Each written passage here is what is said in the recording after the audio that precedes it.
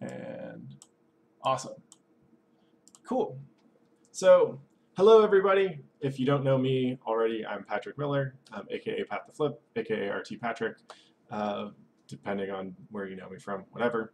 I like to talk a lot about fighting games, and today I thought I'd talk a little bit about fireballs and how to deal with them. Obviously, that happens a lot in Rising Thunder. A lot of players get frustrated with shell fireball zoning, but it's true for any game, right? Like I used to play a lot of Super Street Fighter 2 Turbo, and I I love playing Ryu and O Sagat in Super Street Fighter 2 Turbo, but hot damn, like they throw a lot of fireballs, and that's what taught me how to deal with them. It's great practice, but it can also be very frustrating. So I thought I'd do a special video segment devoted entirely to dealing with fireballs, and I'll be using Shell in Rising Thunder as my example. So basically, oh my god, yeah, patch, that's brilliant, Jay Fabulous, thank you. Yeah, maybe I should call this series Patch Notes from now on. The Pat is capitalized. And it works better written than it does than it does when you say it, but whatever.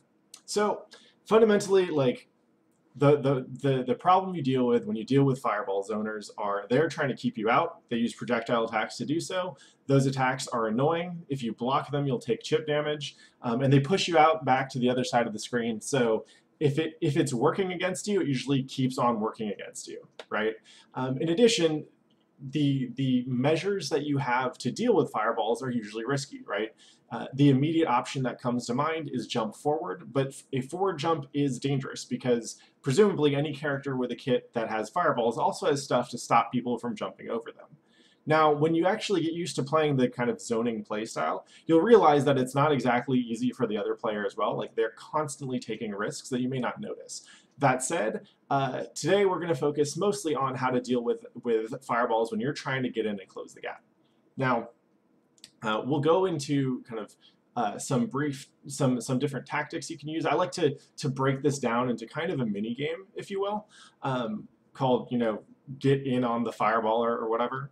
That's a terrible name, but we'll try and sit down and dissect the game at hand, right? I'll show you a few different kind of ranges to pay attention and ways to think about your tools for getting in. But when you're running into a fireball zoner, there are a few things that I want you to keep in mind just in general when you're going up against someone who you realize, oh, they're trying to keep me out, right? So the first thing is your goal is not to get hit, right? Number one, don't get hit. And it's very rare in fighting games that they give you fireballs that are so powerful or projectiles that are so powerful that you just can't avoid them whatsoever, right? Now, don't get hit. If you have to, block, right? Blocking is okay, especially while you take your time and collect yourself. Even in a tournament match, if you think about it, blocking projectiles is not the worst thing in the world. It takes, the vast majority of a round to take you out just from chip damage, and you get multiple rounds when you're playing against someone, even in competition. So it's not a terrible idea to block while you just take your time and collect yourself, even though it's annoying, right? I will say that in Rising Thunder specifically, blocking Shell's fireball does give her a cooldown refund so she can shoot a fireball again. So blocking is less good, but still, it's not the worst thing in the world, right? You can block 5, 10, 15 fireballs and still win a round. So don't get hit. Block if you have to, right? And if you need the time to collect yourself, definitely don't get knocked down, because that is basically whenever that happens, whenever you get knocked down by your opponent, that gives them the time to go ahead and restart the fireball garbage. Number 4, and probably the most important thing, is don't panic, right? So the point of fireball zoning, the reason it works, is because it makes you do dumb stuff. You're constantly peppered by these small projectiles. They're taking up space on the screen, and each time you get hit, it pushes you back. Even when you're blocking, it pushes you back. It's super annoying, and that's its goal, right? You very rarely are you playing a game where fireball zoning is the main source of their damage. Usually what happens is you're shooting fireballs to get them to do something else, which is where your damage actually comes from, right?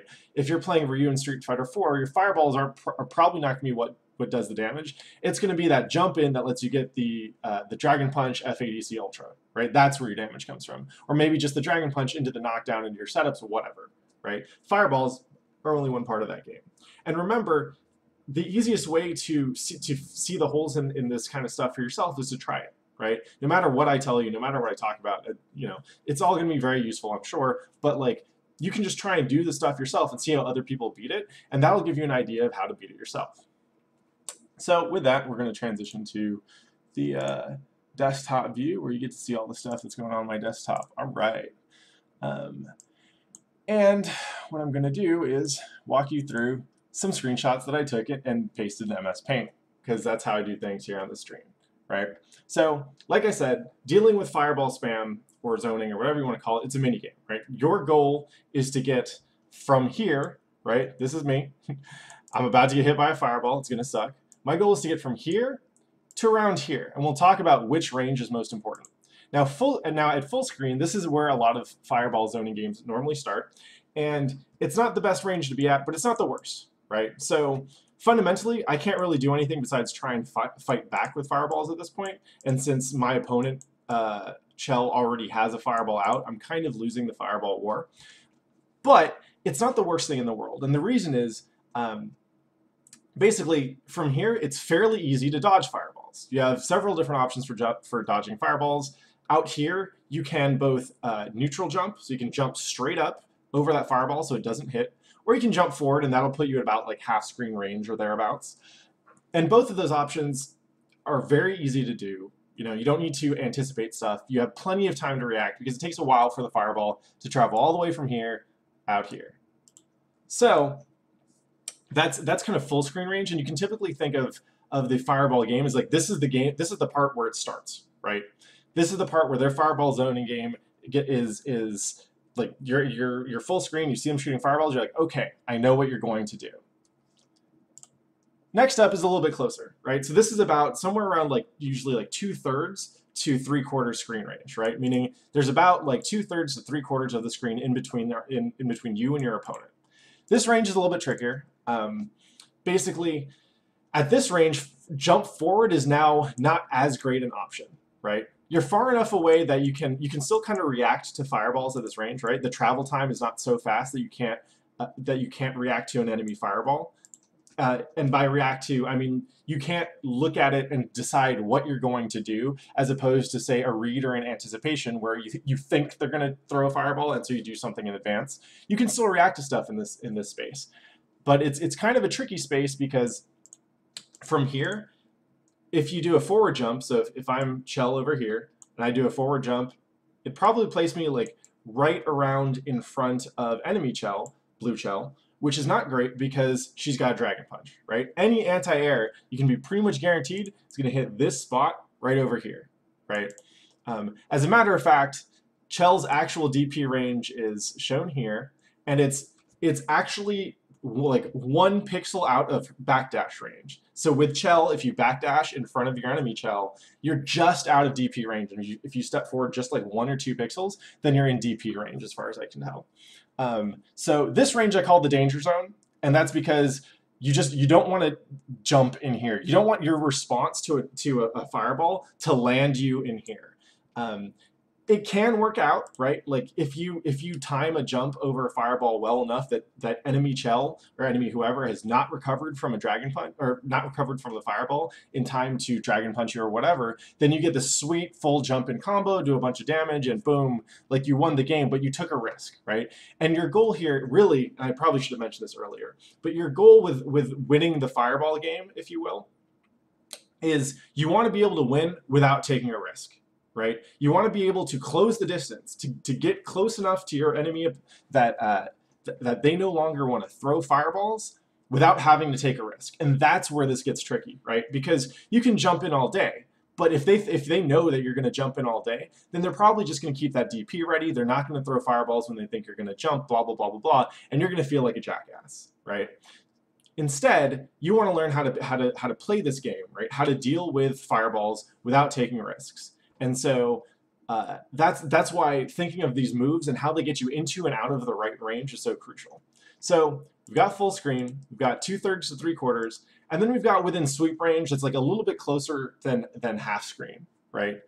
So this is actually, I love the screenshot because it's like I think it's about like 1 frame or so before the sweep hitbox actually appears. Like this should just about, I think the next frame it knocked the training dummy down. But this is the range, this is your end zone, right? This is what this is if the fireball, close gap game, bullet hell, whatever you want to call it, if this was football, this range right here would be your end zone here.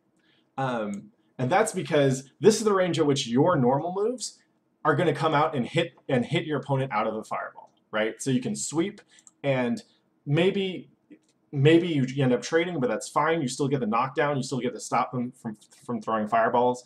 Chell's stand H has actually slightly longer range than sweep, so you can even get away a little bit further than this. But this is the goal, right? If you can end up here, and you're not in the middle of doing anything, and your opponent isn't in the middle of doing anything, it means that you are going to be able to convince them to stop throwing fireballs. If they do throw a fireball, they can, but it's a massive risk because it'll probably get stuffed by any of your normals, right? So just to recap so far, this is where you start. This is kind of an intermediary step where you want to be careful, and this is the goal, right? And you absolutely don't want to end up here, which is in DP range. Like, if you land on your feet, that's great. This is an okay range to be insofar as it'll stop them from throwing fireballs. But if you're jumping in at around this range, you're going to get your butt DP'd. Cool. So how do you close that gap? Well, that's when we're going to go into training mode to kind of walk through this. And I'm going to switch the mode real quick. Here we go. All right. Ready to kick some butt? So we will go ahead and pick Chell. We want the 1-2-2 for now. That doesn't really matter. As long as we have the normal fireball. There are kind of different rules for dealing with your ground fireball that we're not going to get into. And I think honestly that the special one, the version 1 fireball, the regular one here, is the most annoying version anyway. Cool. So right off the bat, we're here, and I want to close the gap. Remember, gap closing is just about here. Yeah, that's about the tip of the sweep range, right? So how do I do it? Well, I've got a couple different moves. Basically, the way you can think of this is I have moves designed to get me closer by chunks, right? So each move, or in this case, sometimes a series of moves, gets me a little bit closer to my opponent. And what I want to do is I want to use those moves in the right order at the right range to not give her a chance to beat me, right? So my moves get me closer by chunks, and her moves will push me out, right? So my moves that I have are, like I said, I have neutral jump, and then you can usually like neutral jump and then walk forward a little bit. Boom, that gets me a little bit closer. That's rad, right?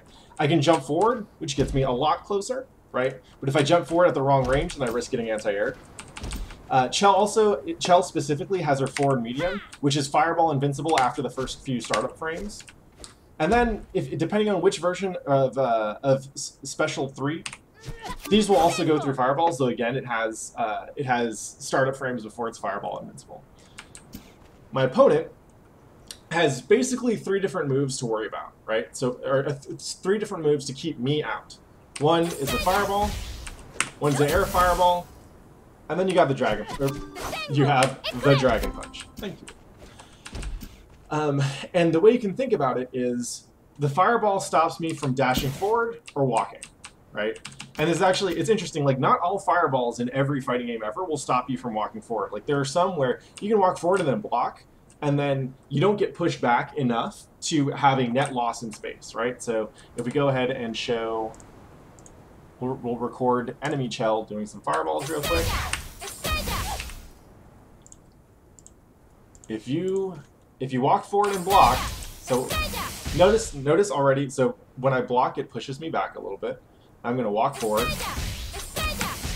I don't have enough time to walk forward again in that gap before getting pushed back from blocking, right? So effectively, fireball beats walk, it beats dash. Air fireball mostly stuffs my forward jumps, right? So if I forward jump on them and they anticipate it, they can hit me with that, and it's pretty awesome. I feel like a jerk afterwards for even having tried to jump. And then, of course, Dragon Punch, right? And so each of these work at different ranges. So Fireball and Air Fireball work at pretty much any range, though once they're in close, you probably don't want to throw that many of them if you're trying to keep them out. And Dragon Punch only works at, like, that range, right? Right there. So those are the fundamental moves of the game that we're playing with, right? Now we want to figure out how to deal with it. So this is actually just like we'll get more into training mode drills in a second, but this is just actually just some like really powerful stuff to get used to. Is just getting like dealing with fireballs on your own when you're not playing a game with another person, right? So I'm just spamming some fireballs. I'm mixing up the speeds. I'm going to record the whole buffer, right? So the training mode has a recording buffer of like, I don't know how many seconds. I'm going to go ahead and get it until it stops recording. And I've got it on slow cooldown just so I can deal with a lot of fireballs, right? So I'm sorry in advance because you're going to hear a whole lot of Chell yelling Estrella, okay?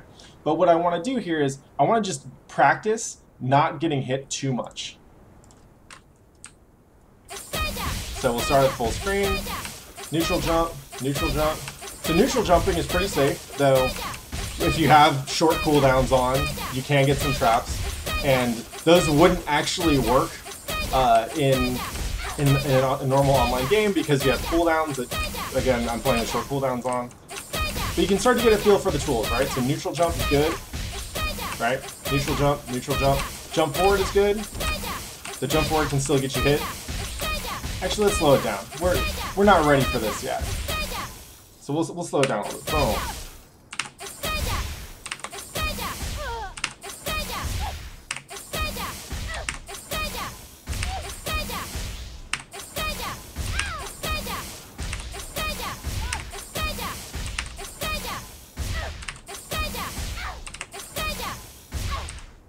Cool. Let's try this again.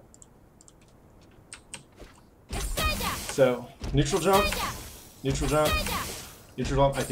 I can neutral jump and walk forward to get some ground.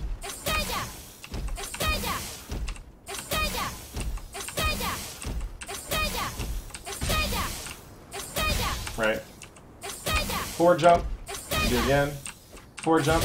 That puts me in the danger zone, so I don't want to do too much of it. Forward medium. Oop. See that forward medium again, and then special 3, right? So, those are the fundamental moves that you're playing with, right? How do we figure out what's ideal, right? Especially when we can't assume a constant fixed pattern of fireballs from our opponent, right? So a certain amount of this is like, you're going to have to figure out those patterns yourself. You're going to have to figure out your opponent's own tendencies. But just getting used to the moves alone will give you a little bit of an edge when it comes to figuring out what you should be doing and at what range, right? One is, jump forward is almost like, if you're within a certain range, jump forward is a bad idea, right? And there's actually an interesting quirk that is, if I jump forward from full screen, I end up here. And if I jump forward again, I'm going to get dragon punched, right? So you don't want to jump forward twice, because that's too much space. So maybe I jump forward once. But if I jump forward from full screen here, there still isn't that much space for me to do stuff here. If enemy Chell is throwing fireballs from here, and I try neutral jump, I don't really have time to walk forward at all. And I'm also out of range to do most of my stuff, unless I do a super hard read or whatever and blow through their fireball. It's not going to work. Medium kick is okay, right, if you can react to it. But at this range, it's still not great. So what I would actually recommend for dealing with fireballs, we'll go ahead and turn the recorder back on.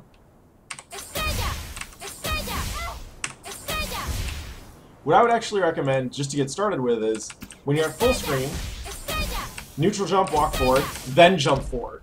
Alright, now we're in a little bit of a better range. And actually, if you can walk forward a little bit more, even better, right? So once again, I like to neutral jump, walk forward. If I block, that's fine. Neutral jump, we'll go through it again. But I like neutral jump, walk forward. I'm already almost in sweep range, and I am actually in forward medium range, so I could start doing that stuff, right? So, basically, the way I think about it is, you have these different moves that let you cover different chunks of ground at once, right? But if you use the wrong moves in the wrong order, then you're going to be inefficiently covering chunks. You basically won't end up in the end zone when you want to be, right? So, the go-to sequence that I like to start with, at least, is neutral jump, like that, walk forward, then jump forward. And then from there, you can start to, then you're close, you're already close to like stand H range or stand medium range. And they're already thinking about how they can deal with this, right? They won't be thinking about throwing as many fireballs. So that's kind of how I would break it down. When you're dealing with any kind of fireball zoning, really what you want to be doing is trying to figure out how your tools should be applied in the right order to get you the outcome you want, which is getting into right about this range, right? And if you're just senselessly jumping forward each time because you think that's the best option, well, it's the quickest option, but it's also the most dangerous. Use neutral jump to get you a little bit closer, then maybe one good jump forward, and then after that, it should be mostly footwork and footsies. And if you get in here and they push you back with fireballs, it's okay. All you're taking is just a couple points of block damage. Remember, the most important thing is to not get hit. So now we're going to do a kind of a fun bullet hell drill. If you saw how much I was getting beaten up earlier, this is even worse. And basically, like, you could think of it almost like a shmup, right? Shoot 'em up, vertical scrolling, shoot 'em up, whatever. You can think of it as a shmup, where your goal is just to not get hit. And if you can, close the distance, whatever, right? But really what you want here is you want practice dealing with fireballs, so that when you get into a competitive environment, whether it's playing with your buddies or it's matchmaking ranked, or it's, you know, tournament or whatever, you've already dealt with this. This is a stress that you know how to deal with, right? And so what we're going to do is we're going to take advantage of the record feature. Basically, the way recording works in Rising Thunder training mode, pretty much like every other training mode, is that it just records a steady stream of inputs. Which means if I mash if I mash fireball with a bunch of different directions, it will read those inputs and it'll play it back, even if the training dummy is incapable of performing those inputs because she's in the middle of something else, right? Which means that you can kind of mash your fireball strings to get a nightmarish, pretty unpredictable string of fireballs that last for like 10 seconds or however long the input buffer lasts. So I'm going to show you what I'm talking about. So we're going to go ahead and record this. Short cooldowns are on. I'll go ahead and reset that. There we go. So I'm just mashing the heck out of it, right? I'm going to press up sometimes. I'm just going to be all over the place. I don't know if you can hear it on my mic, but I'm mashing the heck out of my U key. That's what I have bound to it, right? Cool. So we've maxed out the entire buffer. Now my goal is just, let's see how long I can go without getting a clean hit, right? Or we'll say 3 clean hits. If I get hit by 3 clean fireball hits, we'll see how long that takes, right? So I'm starting at, I'll start right now, 46 seconds. Cool. 1. 2. It's the slow fireballs that are killing me. Nope. 3. So I got hit by the air fireballs each time. Alright. That, I lasted like 15-20 seconds. That was great. Okay. Let's try that again. So, that's what you want to get to, right? Let's go ahead and reset the momentum. 1. 2. So I keep going for risky forward mediums to blow through. That one worked though, and that's good, right? Not the worst. Alright, let's try it again.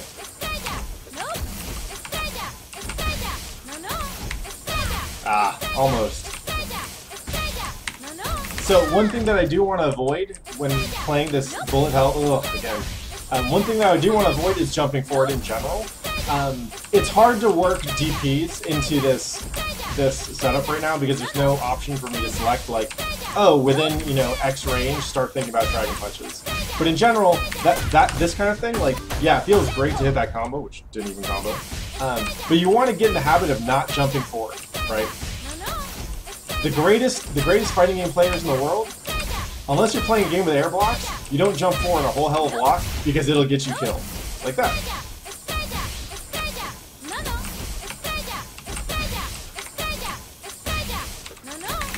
There we go. So you can see, my main goal is just to not get hit. And this is pretty good practice. And if you're dealing with this in training mode, on your own, when you're kind of just chilled out at home or whatever, then you're going to be less freaked out when you run into it in the middle of a match. Right? Alright. That's what you get for throwing fireballs at me. Cool. So, that's pretty much it for the training mode section. I will go ahead and cap it off with some more of my lovely face here. Of course, so that was just the Chell mirror, right? But you could just as easily try with other characters too, and you'll find that, and this is something that you should be looking for when you see, when you're picking up a new character, or when you're getting used to this, you know, say Talos or Crow or whoever against a fireball projectile character, right? You should be thinking about what your tools do to shut down zoners.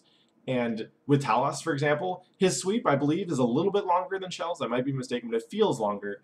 He also has the Spartan Rush and the Magnetic Buster, his special 3s, and both of those have really good range and are very good at helping you deal with fireballs. But you still have to be patient. You still have to use your jumps intelligently to figure stuff out. And your footsie tools are going to be, except for the sweep, your footsie tools are going to be a little bit more restrictive than Chell's are when she's dealing with, or when she's trying to shut down the fireball game. So that sweep zone, that end zone that you want to be in, is going to look a little bit different because your options are different, right? That said, a standing medium is pretty good for beating or trading with fireballs. So again, it's worth paying attention to.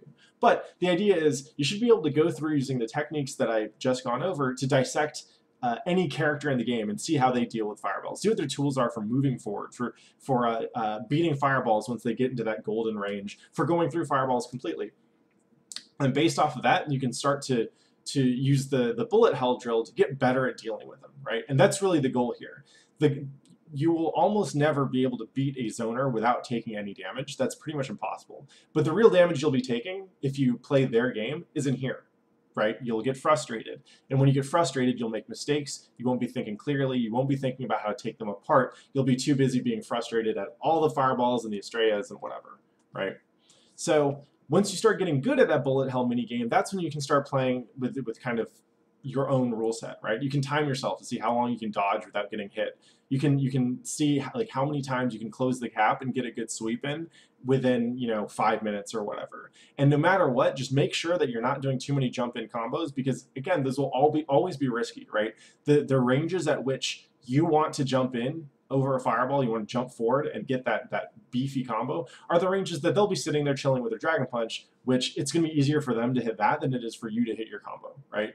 So you start getting used to that and getting used to the pressure of fireballs in a low pressure situation like training mode, and you'll get much better at dealing with it once you get on the ladder and ranked, or when you're playing with your buddies or whatever. And most importantly, you won't get frustrated, right? That's the biggest thing you need to take away from this, is like, this is a puzzle just like any other, and it's kind of annoying, but once you recognize that and practice for it, it's not actually so bad. So that was pretty much it as far as my segment goes. Thank you for watching. This will be up on YouTube, and I'd love it if, you know, if you found this useful, or if you think other people would find it useful, go ahead and subscribe or follow me on Twitch. Subscribe to the YouTube channel. It's youtube.com/pattheflip, whatever. I also tweet this stuff out so you can see it all the time. And like, share it with your friends, right? Because no matter what game you're playing, what fighting game you're playing, whether it's Rising Thunder or something else, you are going to run into people who get frustrated by the stuff. And I think that the number one thing that helped me out was to think about how it's actively frustrating, and that's part of the point, right? You should learn how to deal with it instead of just putting the game away and saying, ah, screw this, I'm going to play something else. Cool. So thanks for watching.